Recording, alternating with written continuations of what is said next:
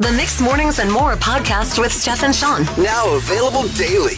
Good morning, world. Hey, good morning. Happy Thursday. It's April. It's the 14th. The year's 2022. 1 minute off, Steph. We're fired. 5:31. 5:31. And you were leaving here yesterday to go watch some Blue Jays. Oh, my goodness. Steph, how about them Blue Jays? Are you watching as well?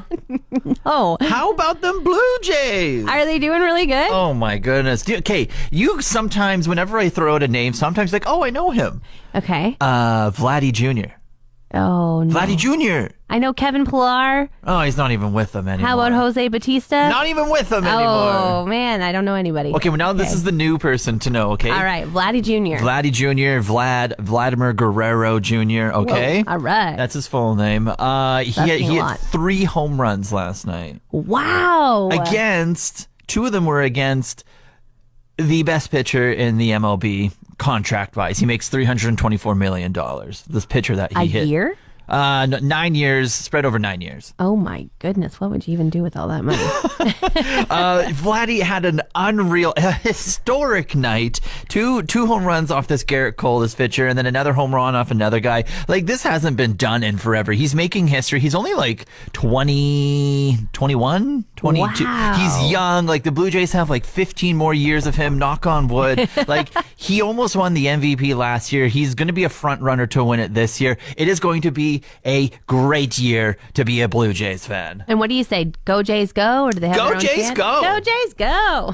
You know, when you're having a bad day and things seem to keep going wrong, what do you say to try and get yourself out of it? Oh yeah, like let some frustrations out a little bit. Yeah. Yeah, I say frig a lot. You're just and like, it's just frig. Yeah. Or I'm a big heck guy. I'm like, are you hecking kidding me? I just think heck like makes me laugh myself. So I think that like kind of like switches the mood a little bit. So it's not like always angry, but I can say it angry, and I'm just like, it's just a funny word to get angry with. True. I usually say, not today, Thursday. Like I'm just like, you did not get to do this today. And I like talk to the day and tell it to be better. My friend Howell has You are just the most perfectly lame person I've ever met. No, not lame. Be You're nice. perfectly lame, though. Okay, I guess I'll take it as a compliment and say that you called me perfect. Not today, Thursday. My friend Howell says, ooh, the devil is a liar. Like, I like that one. Your friend's got something going. You need to take more advice from your friend over there. spill the coffee. Ooh, the devil is a liar. Yeah. I found this new one that you can say. Okay. Have you ever seen Lemony Snicket's Series of Unfortunate Events? No, I'm not 70. It's a children's movie. I'm not 12. You were at one point when this movie came out. Anyway, basically, it's the exact thing we're talking about. A bunch of little things happen to make an unfortunate event. And so now people are saying, oh, I just got lemonade. Lemony Snicket. I'll leave that one for you. You can take that one as well. Thanks. Have you ever heard of the app Grammarly? Yes. It's like the one that basically tells you how to write. It's like English class for you, but it does everything for you. Yeah, like underlines things in blue and in green, and it'll say like better this way and stuff like that, right? Yeah, exactly. If you do a bad sentence, It'll rearrange it for you. it'll help you write it for you, so you don't seem like an idiot. So obviously, with me being in news, I have this on my computer just so like every now and then it can give me a little boot in the butt to tell me to get my stuff together. Every now and then. Okay. Every day, every hour, every minute. They also give you like a report card every week. Like, You're kidding. Well, it's insights, but when it comes to English, I'm basically like, oh wow, back in like high school here, getting a report card. Right. And I got one this week, and the title of the email was, "You're building quite the voluminous vocabulary." Wow. Did it say your correctly? Y-O-U-R-E? Yes, it did. Okay, just making sure that they weren't like testing you in their report card. Okay. A voluminous vocabulary. It's me. Don't worry. I am just like thriving over here. And so it has like a productivity kind of chart, and it says you were more productive than 71% of Grammarly users in the past week. Whoa. This guy, I was just hounding out news stories the past week. And then it was also going on to say you used more unique words than 73% of Grammarly users last week. All right, so you're getting like a B here, B plus almost. Yeah, I think so. That's what I'm striving for. I think I've gone up. Before those numbers used to be in the 50s, but I'm just with Grammarly, I'm thriving. Look at you, Shawn. I'm thriving. And then it also detects what type of tone that you write in. For everything that you write. And so my top 3 tones that I write in are friendly, joyful, and optimistic. That is a nice thing to say. Would you say that kind of reflects myself a little bit? Absolutely friendly, joyful, and optimistic, Shawn over there. And I would also like to give myself a pat on the back for helping you with your vocabulary, that voluminous one, with Level Up Your Lexicon. Yeah, see? Everything is just coming up us right now. Expectations. You go into a play, somebody else goes in there. Hopefully you're expecting the same thing or you might be disappointed. Last night at Kokanee Comedy Night, we had a comedian who expected to make the crowd laugh, and we had a lady who expected to be part of the show. Oh, man. Was she contributing or was she just annoying for everyone? A little bit of both. She wanted to contribute, I think, over and over again, and he wanted her to be quiet. Oh, so he wasn't even looking for, crowd participation. Yeah, he was looking for laughs, but not what do you think about this? That's right. What's your job? What's your name? What does that tattoo mean? Yeah, exactly. So this lady kept talking. If he started to tell a story, she'd be like, "Oh, I have a better one," and she'd start loudly telling her friends. And he ended up saying lady, this isn't TV. I can hear you. Yeah. It's wow. You're not watching a Netflix special, okay? This isn't your For You page on TikTok. Yeah, and she just started laughing and then tried to communicate with him, and he was like, "What? No, I'm halfway through a joke." And then a little later he was like, "Where'd you learn how to whisper on a helicopter? Shut up." Long Easter weekend coming up, Steph. I don't know if you've seen the schedule, but I'm not going to be here Monday. Sorry. I did see that. I'm already thinking about how sad I'm going to be on Monday when I'm in here by myself and I don't have you to talk to. Yeah, but it's for a good reason. Now, it's always a good reason when I go see my lady long distance down in Edmonton, but she's flying away. One of her best friends growing up is getting married over in England. Oh, congratulations to her. Yeah. So she's, actually, I was talking about this the other day with Lita. We were just having a casual conversation after work.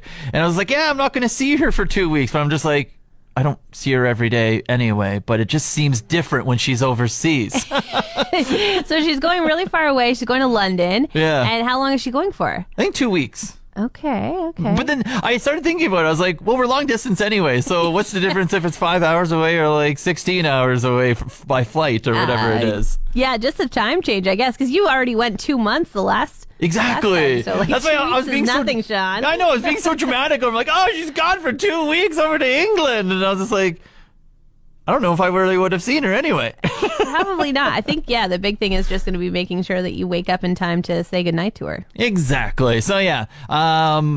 We have tomorrow off for Easter, and then I took the Monday so I could drive her to the airport. Aww, good boyfriend alert, right? Yeah, driving her to the airport. She should put a ring on my finger.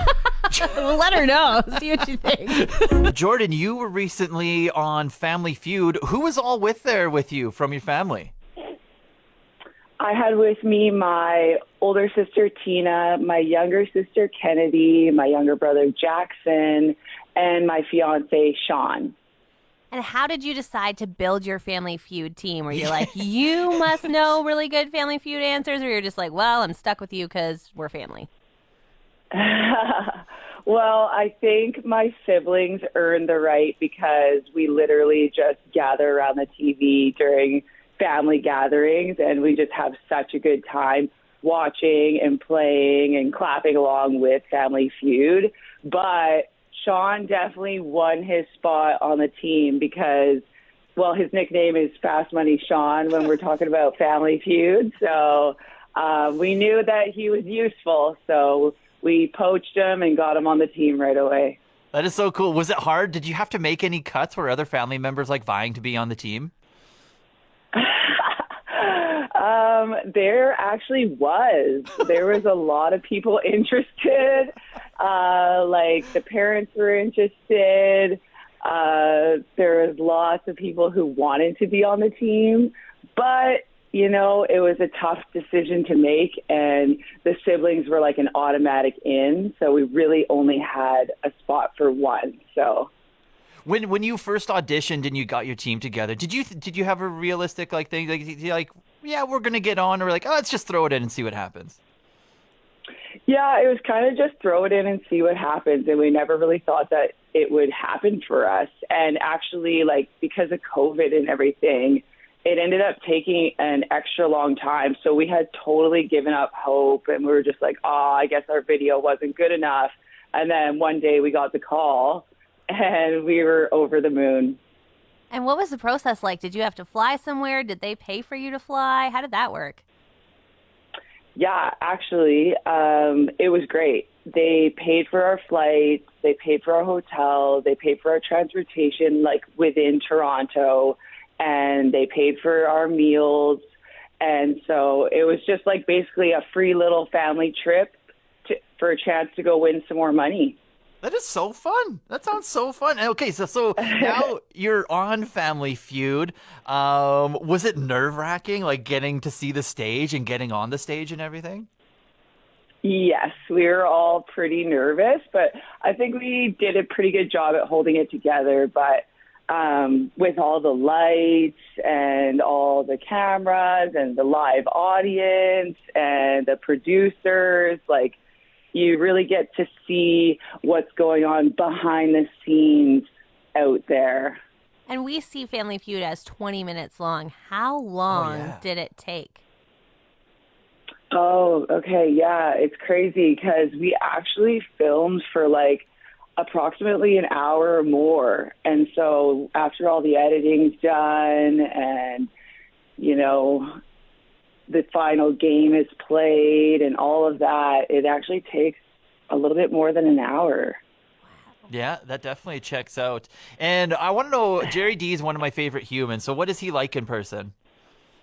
Oh my God, Jerry D. Okay, so I went to St. Francis Xavier University, so I wore my X ring that day, and I know Jerry did too. Oh, nice. And so I was really hoping that I could like get in with Jerry D good, you know? yeah. And of course, during the game, he was being the host, but like off camera when we were like in between filming and stuff, he would come over to our family specifically and just like bro down with us and like chat with us about our lives and like Stain FX and a bunch of other stuff. And he was just so awesome. So we really liked him. Oh, that is so fun. And did they give you like a DVD or like a file of your episode, or did you have to like PVR it and save it for forever, or how did that work? Yeah, so they gave us like a bunch of photos that we could post on Facebook and Instagram and stuff like that.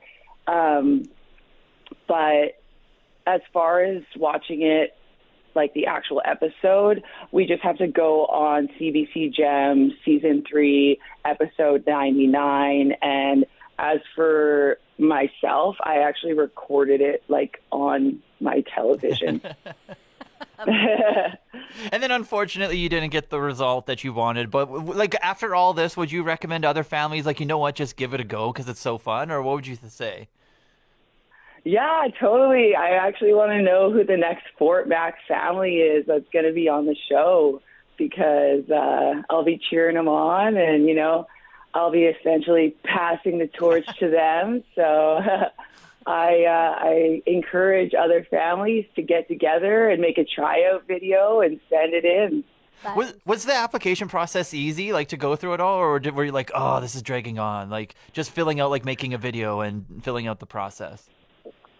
Okay, so the process for getting on was actually super easy, but you have to make like a 5-minute tryout video, and that's actually just fun within itself.